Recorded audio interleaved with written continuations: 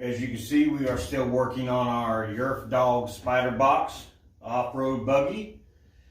And as you can see, we brought it inside. I had it outside sitting in the sun so that the paint would cure really well for the past week or more.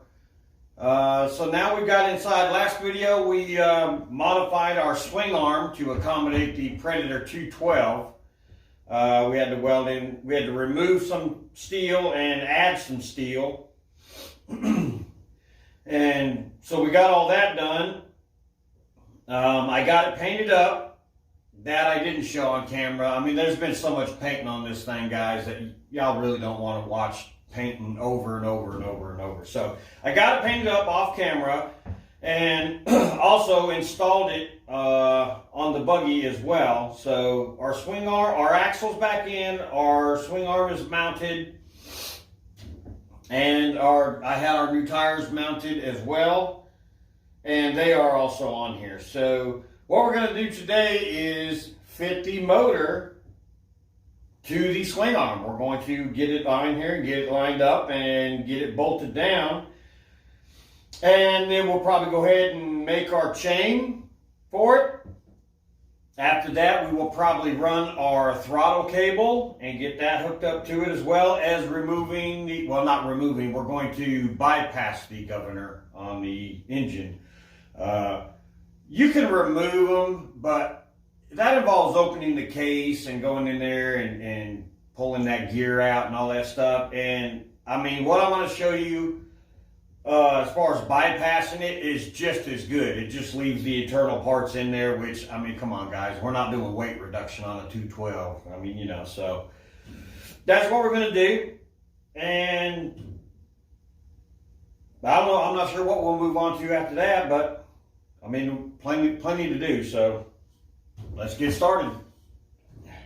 Okay, so as you can see, we have our swing arm mounted and finished. This is what we were working on our last video. We've got that in there. We've got it all welded up, finished up, ground down, painted. So what we're going to do now is grab the engine and we're going to get it on there. And of course, we're going to make sure that the engine is parallel with the sprocket on the axle. And once we get that in place, we're going to make a chain for this thing.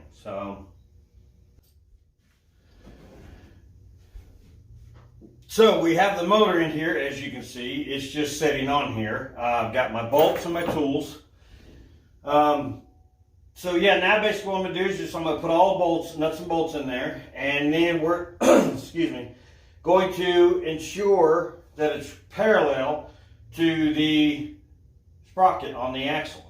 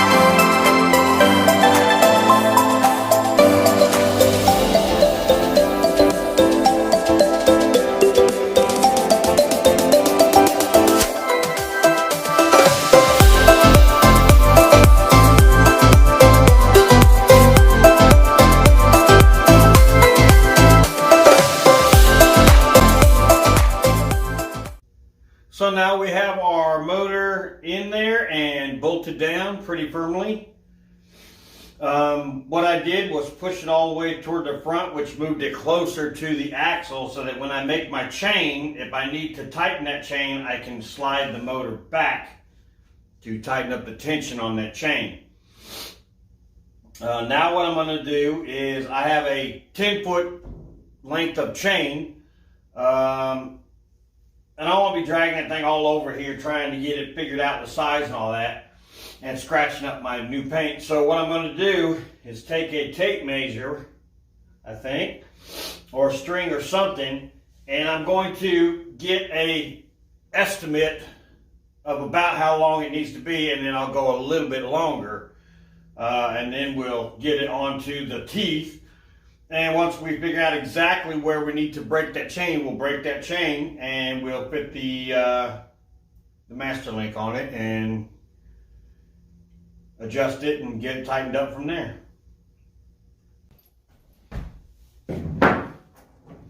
Alright, so I'm back with the length of chain. Now we're going to see if this is any easier. I would think so. Take this, pull this up through here, and we're going to get it seated down on that sprocket right there.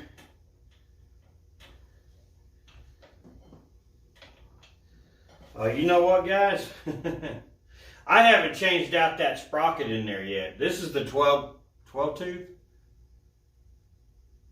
This is a 40 chain, so whatever's on there, I think it's a 12 on there, and I think I need the 10 on there.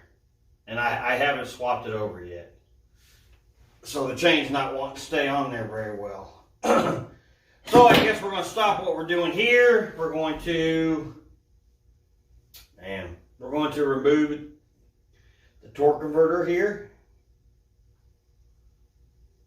and install the other sprocket. Let's see here. Here's the other sprocket I need, and this is the 1, 2, 3, 4, 5, 6, 7, 8, 9, 10 tooth. So yeah, the 12's on there. I need the 10. The 12 is for a 35 chain. So we're going to pull the torque converter off and get that sprocket changed out. Then we can properly size our chain to what we need. Okay, I've got you moved over here now. Might as well go ahead and show you how to, if you don't already know, this is pretty basic, how to pull this off of here and change that sprocket out. I'm thinking if I remove this nut here, I'm thinking I can slide this off because the belt isn't tight until you're running. So I'm thinking I don't have to remove this. If I do, it's not a big deal, but I'm thinking I can do it by just removing this and pulling this out. So, of course, it would help if the tire wasn't in the way, but not a problem. We'll just use the ratchet instead. Of course, holding that still is a little bit of an issue. Yeah, that's what I was afraid of. Might have to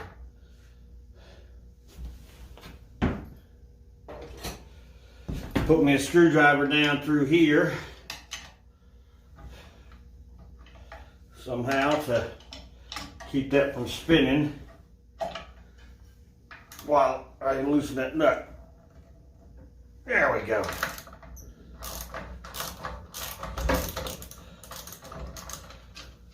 All right.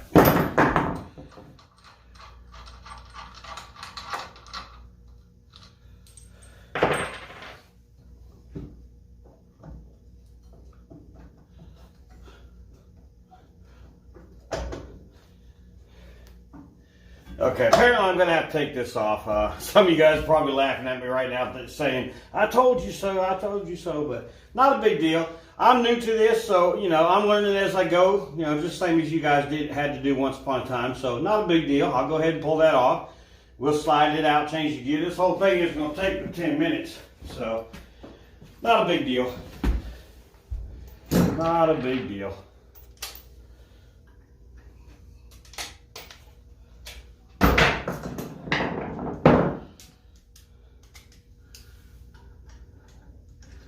Must be metric.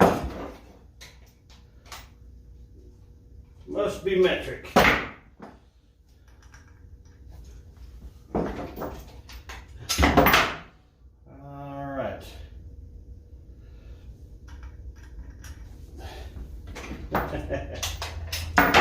10 millimeter metric. There you go. Now you know. So again, just trying to hold. This one shouldn't be nowhere near as tight as the other one. Now we're just going to that off. Take that out. Take that off. Slide that off. And that. And now we can slide this out. You know what? I need to make sure that this is perfectly in line with this back here. And I don't think it is. It looks like it's sitting a little further back. That can't be. They have to be in line with one another. So let's go ahead and pull that belt off of there and get me a straight edge of some sort.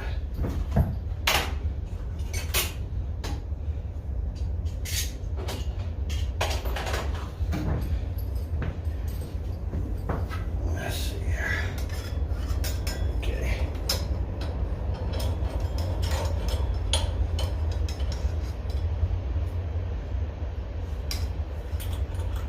Take that off before we lose it. Yeah, see, that's what I was afraid of, guys. I'm sitting about an 1/8 inch further back on this one than I am here. And you can't have that. They have to be in line or it's just going to shred belts. It'll continuously shred belts. So,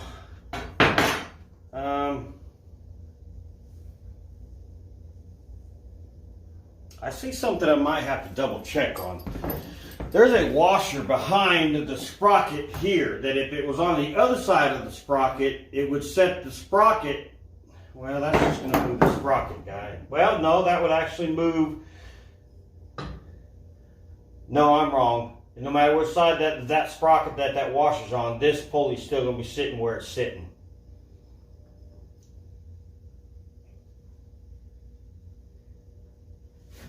So I need to space this out is what I need, and I'm not sure I have a washer big enough to do that.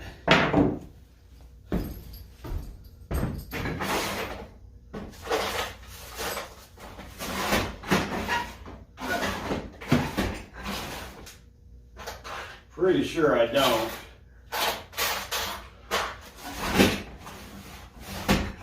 That's not good.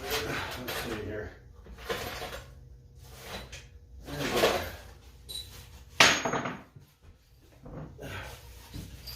I have a washer of some sort here. I'm not sure if it's big enough or not.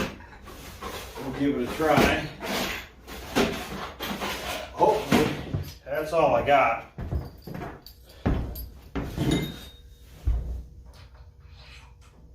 That may do it. It went on there, so let's see if it's enough to space that out.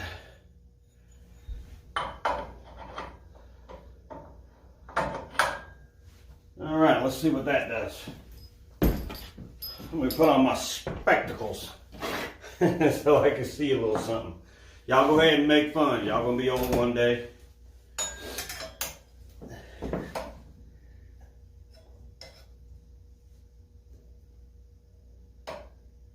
Man, it's like right there, but not quite. Not quite. So, go ahead and slide this off. And scratch it up while I'm at it. So, okay. This is the sprocket that you're changing right here. This little guy right here. This is the 12 tooth for a 35 chain. And we need the 10 tooth for a 40, 41, or 420 chain. Let's see here. Yeah.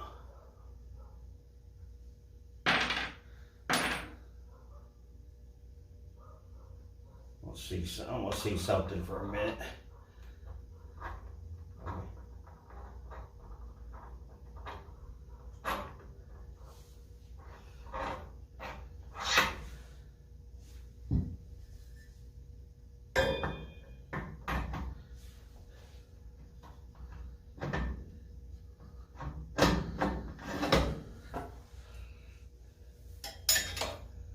Yeah, boy, that lines us up perfect right there. But you really need that washer. What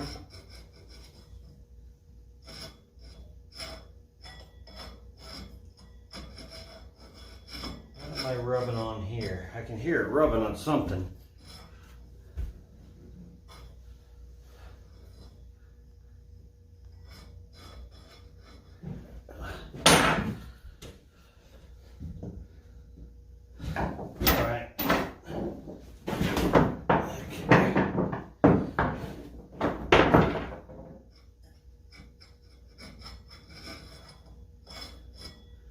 That's really odd that it only rubs in that one spot. That's really odd to me. It shouldn't be doing that if everything is true and round. But it appears to be. Alright, let's see here. Let's see if this other washer I got will work. Nope, not quite big enough. So,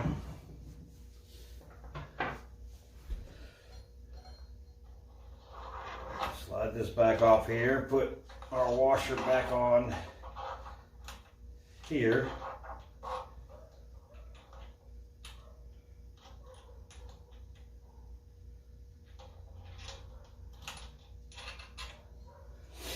Put our sprocket back on. And then our washer, that does not go on there because it's not keyed, so.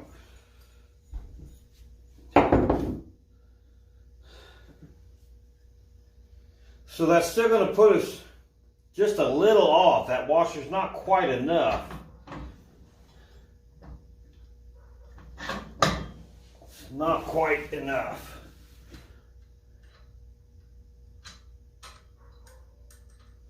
But we did have to get our sprocket changed out regardless.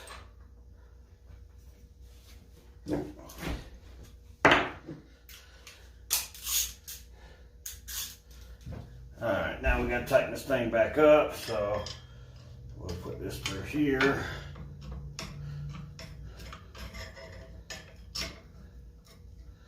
So that we can get on this with the ratchet and tighten it back up.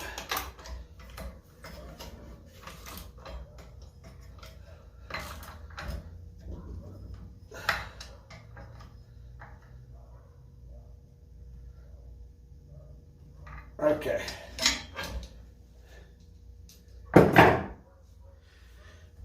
Now we still need to, I gotta find another washer or something that'll space that out just a little bit more.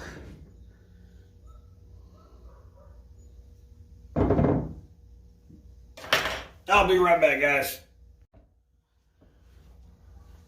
Okay, guys, I just realized something off camera while I was trying to figure out what else to do about them being slightly off. I mean, it was like a 1/16 or less.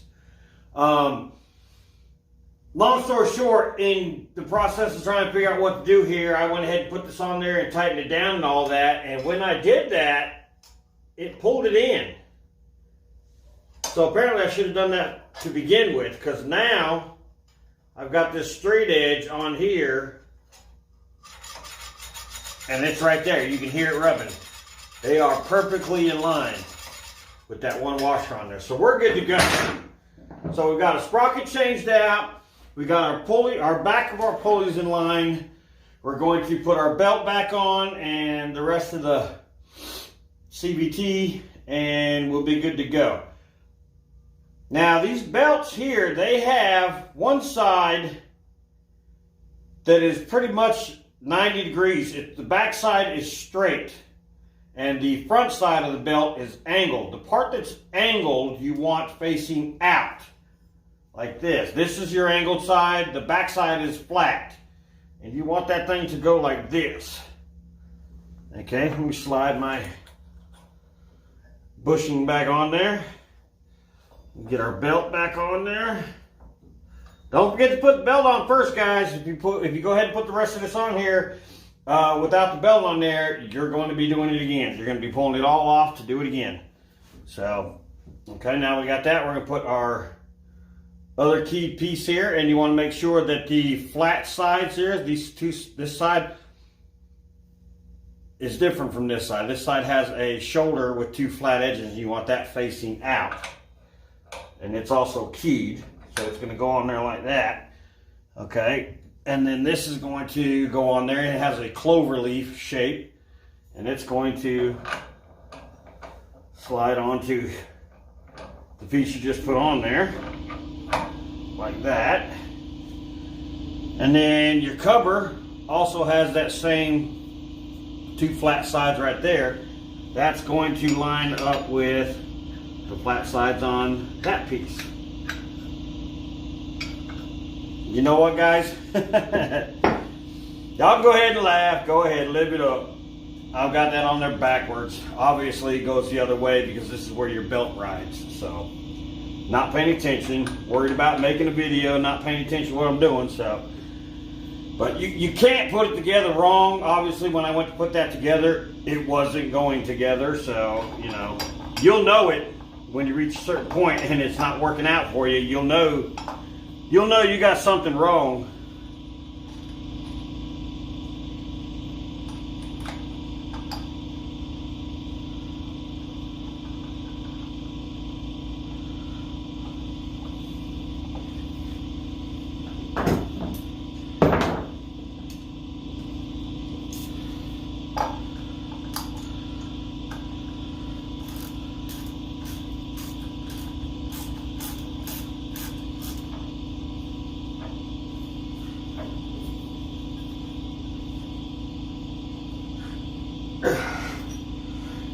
All right.